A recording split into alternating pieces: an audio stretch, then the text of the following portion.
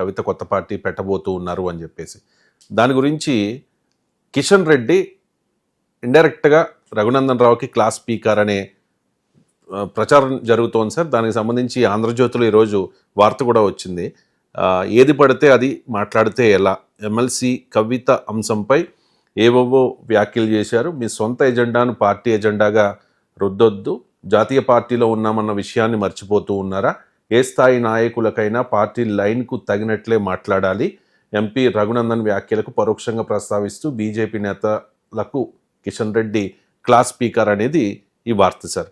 అంటే రఘునందన్ రావు అండ్ కిషన్ రెడ్డి కాస్త డిఫర్ అయ్యారా సార్? అంటే బీజేపీలో వస్తున్న ఈ మిక్స్డ్ రియాక్షన్స్ ఏంటి? అంటే మీరు జల్లగలో వాడతారు క్లాస్ స్పీకర్ అని. నేను పీకడము అనేది వాడను, క్లాస్ తీసుకున్నారు అంటాను. ఓకే, అది మీ ఇష్టం, మీరు ఏ లాంగ్వేజ్ అయినా వాడండి. ఎందుకంటే రఘునందన్ రావు వెంటనే నేనే పీకాడు అని అన్నారని అంటాడు ఆయన. సో ఎందుకంటే ఈ మధ్య కూడా నా జమిలీ ఎన్నికల గురించి మాట్లాడుతూ కూడా టీవీ ఛానల్లో కూర్చొని విశ్లేషించే ప్రొఫెసర్లు మాట్లాడతారు అంటూ నా పైన పడ్డారు. So that is the choice. So ఒక భారతీయ జనతా పార్టీ లాంటి జాతీయ పార్టీ పార్లమెంటు సభ్యుడు తెలుగు టెలివిజన్ ఛానల్ ఇంతమంది విశ్లేషకులు ఉండగా ఎవరి గురించి మాట్లాడకుండా నా గురించి మాట్లాడుతున్నాడంటే is unable to ignore me కదా. సంతోషమే కదా, నా ప్రాధాన్యతను బీజేపీ గుర్తిస్తున్నందుకు ధన్యవాదాలు కదా. కానీ ఆ క్లారిటీ ఎందుకు ఇవ్వాల్సి వచ్చిందంటే మళ్ళీ నేనే పీకారు అన్నారు అనుకుంటారని. I don't approve that language. So but అక్కడ 2-3 అంశాలు. ఒకటి, జాతీయ పార్టీలో ఉన్నామని మర్చిపోకండి. అంటే రఘునందన్ రావు గతంలో బీఆర్ఎస్లో ఉన్నాడు.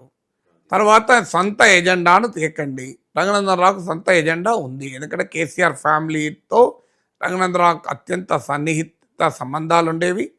ఆయన కొట్లాట కూడా హరీష్ రావుతో, ఆయన కొట్లాట కేటీఆర్తో కాదు. సో ఆయనకు కేసీఆర్ కుటుంబంతో ఉన్నటువంటి సంబంధాల వల్ల ఆయనకు సొంత ఎజెండా ఉంటుంది. ఇప్పుడు నాలాంటి వాడికి మీలాంటి వాడికి సొంత ఎజెండా ఏమి ఉండదు. ఎందుకంటే మనకు కవిత ఎంతో, కేటీఆర్ ఎంతో, అందరూ సమదూరం, హరీష్ రావు ఎంతో, ఆ మాటకైతే కాంగ్రెస్ ఎంతో, బీఆర్ఎస్ అంతా సముద్రమే. ఎందుకంటే ఎవరితో ఏ పని లేదు కనుక. కానీ రఘునందన్ రావుకు వ్యక్తిగత సంబంధాలకు కూడా ఉన్నమాట నిజం. అదే కిషన్ రెడ్డి ఇండైరెక్ట్గా ప్రస్తావించాడు, మీ సొంత ఎజెండా. ఇక మూడవది, ఒక రాజకీయ పార్టీ నాయకుడు ఎప్పుడైనా రాజకీయపరమైన అంశాలపైనే రియాక్ట్ కావాలి. అందుకే కిషన్ రెడ్డి అన్నది కరెక్ట్ అది. సో ఆయన రఘునందన్ రావును ఉద్దేశించి అన్నాడు అని మీరు అన్నట్లు ఆంధ్రజ్యోతిలో చదివాను నేను. అనలేదు, నా గురించి కాదని రఘునందన్ రావు అనొచ్చు. కానీ ఎవరి గురించి అయితే చెప్పాలి కదా, బీజేపీ నాయకులు ఎవరి గురించో. సో రాజకీయ నాయకుడు ఎప్పుడు రాజకీయపరమైన అంశాలు మాట్లాడాలి. ఇక రాజకీయపరమైన అంశం ఏంటి? బీఆర్ఎస్ తీసుకెళ్ళి బీజేపీతో కలుపుతున్నారు, బీజేపీ బీఆర్ఎస్ల పొందిక పొత్తు, ఇక్కడ వరకు మాట్లాడితే అభ్యంతరం లేదు. కానీ ఆమె ఎప్పుడు పార్టీ పెడుతుంది, ఆమె ఎప్పుడు పాదయాత్ర చేస్తుంది, this is not the business of BJP కదా. కవిత ఎప్పుడు పార్టీ పెడుతుంది జ్యోతిషం చెప్పాల్సిన అవసరం బీజేపీ నాయకులకి ఎందుకు ఉంటుంది? కవిత ఎప్పుడు పాదయాత్ర చేస్తుందని బీజేపీకి అవసరం ఏంటి? అంటే కవిత పాదయాత్ర గురించి, కవిత పార్టీ పెట్టే డేటు, ముహూర్తాల గురించి, ఆ ముహూర్తాలు ఎక్కడ బీజేపీ కార్యాలయంలో డిసైడ్ అవుతున్నాయా? అసలు బీజేపీ వాళ్ళకి అత్యుత్సాహం ఎందుకు అనే ప్రశ్న అనివార్యంగా వస్తుంది కదా. భారతీయ జనతా పార్టీ పైనే కవిత టార్గెట్ చేసి మాట్లాడుతుంటే, కవిత ముహూర్తాల గురించి, ఏ ముహూర్తంలో కవిత పార్టీ పెట్టబోతోంది, పాదయాత్ర అయిపోతుంటే ఏం మెసేజ్ ఇస్తుంది? బీజేపీ నాయకులకు అందరికన్నా ముందు కవిత తీసుకునే మూవ్స్ తెలుస్తున్నాయి అనే భావన ప్రజల్లోకి వెళ్ళి బీజేపీకి నష్టం కాదా? అందువల్ల బీజేపీకి నష్టం వచ్చే చర్యను కిషన్ రెడ్డి ఎట్లా అంగీకరిస్తాడు? మిగతా నాయకులందరూ కూడా ఆయా సందర్భాల్లో, అందరూ నాన్న కొందరు ఆయా సందర్భాల్లో రకరకాల పార్టీల నుంచి రాజకీయ అవకాశాలు వెతుక్కుంటూ బీజేపీలో చేరినవారు. కిషన్ రెడ్డి అలాంటి నాయకుడు కాదు.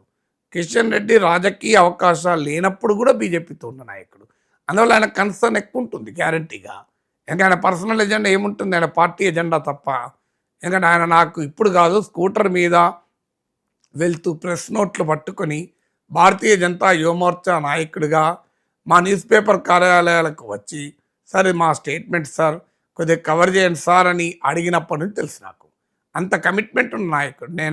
నాకు నైబర్ 6 ఏళ్ళు. నేను ఎమ్మెల్యే క్వార్టర్స్లో నా పక్క క్వార్టర్.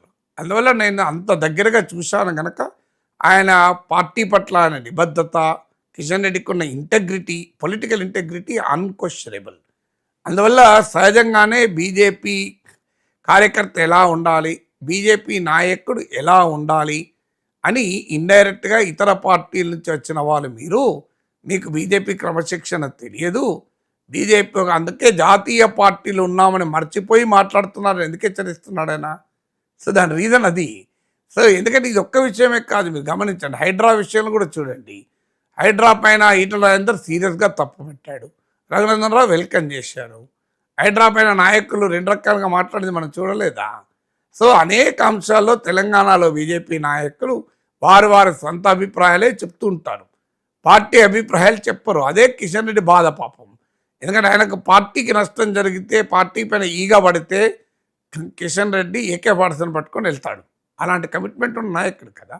అందువల్ల ఆ కమిట్మెంట్ ఉన్నప్పుడు సహజంగానే తన పార్టీలో ఈ ధోరణి, అంటే కాంగ్రెస్ పార్టీ లాగా ఎవరు పడితే ఏది పడుతుంది మాట్లాడితే అంగీకరించలేడు కదా. అదే ఇప్పుడు ఆయన రఘునందన్ రావును ఉద్దేశించి అన్నాడా, ఎవరి గురించి అన్నాడో నాకు తెలియదు, నేను ఆ డిబేట్లోకి వెళ్ళలేను. కానీ బట్ డెఫినెట్గా ఏది పడుతుంది మాట్లాడడం బీజేపీ నైజంగా శైలి కాదు. ఇతర పార్టీల నుంచి వచ్చిన వాళ్ళకు ఆ బీజేపీ క్రమశిక్షణ అర్థం కాదు. అసలు ఇతర పార్టీ నుంచి వచ్చిన వాళ్ళకు బీజేపీకి ఉండే సైద్ధాంతిక నిబద్ధత ఏంటి, బీజేపీలో ఏ రకమైన క్రమశిక్షణ ఉండాలి, పదవులు రాకపోతే పార్టీకి వ్యతిరేకంగా మాట్లాడి ఇవన్నీ లేవు. కిషన్ రెడ్డికి పదవి ఇచ్చినా ఇవ్వకపోయినా పార్టీలోనే ఉన్నాడు కదా. రేపు ఆయనను కంప్లీట్గా నీకు ఏ పదవి లేదన్నా ఆయన పార్టీకే ఉంటాడు. వెంకయ్య నాయుడుకు క్యాబినెట్లో ఉండాలని కోరికుండే ఆయన బహిరంగానే చెప్పాడు, క్రియాశీలక రాజకీయాలు ఉండాలి. పార్టీ నిర్ణయించింది మీరు వెళ్ళి ఉపరాష్ట్రపతి పదవిలో ఉండాలంటే వెంకయ్య నాయుడు ఏమన్నాడు, ఉపరాష్ట్రపతి అయ్యాడు. రామ్ మాధవ్కు పార్టీ అసలు ఒక దశలో ఆల్ ఇండియా ప్రెసిడెంట్ అవుతాడు అనుకున్నారు. పార్టీ నిర్ణయించింది వెంటనే ఆయన RSSలో పోయి కార్యకర్తగా మళ్ళీ పనిచేసుకున్నాడు. మళ్ళీ పార్టీ నిర్ణయించింది జమ్మూ కాశ్మీర్ ఎన్నికల సమయంలో మళ్ళీ వచ్చాడు. That is how the original BJP leaders behave. వాళ్ళు ఒరిజినల్ ఇప్పుడు దత్తాత్రేయ వీళ్ళందరూ ఇప్పటి నుంచి అండి, లక్ష్మణ్ వీళ్ళు అసలు పార్టీ అంటే ఏమీ తెలియని సమయంలో మురళీధర్ రావు రాడికల్ తుపాకీ గుళ్ళకి ఎదురొడ్డి నిలబడ్డాడు. మురళీధర్ రావు మామూలు విషయం కాదు కదా. నేను ఆ రోజు I was a witness Osman city హాస్టల్లో. ఒక్క సెకండ్ అయితే మురళీధర్ రావు ఆ రోజే చనిపోయేవాడు. అలాంటిది కదా నిలబడి వచ్చారు వీళ్ళంతా. అందువల్ల సహజంగానే ఈ ధోరణిలో వాళ్ళకి నచ్చవు. అది ఎవరు చేశారో నాకు తెలియదు, కానీ ఎవరు చేసినా కిషన్ రెడ్డి లాంటి వాళ్ళు అంగీకరించలేరు కదా. బీఆర్ఎస్ను బీజేపీలో కలిపే ప్రయత్నం జరిగింది, కుట్ర జరిగిందని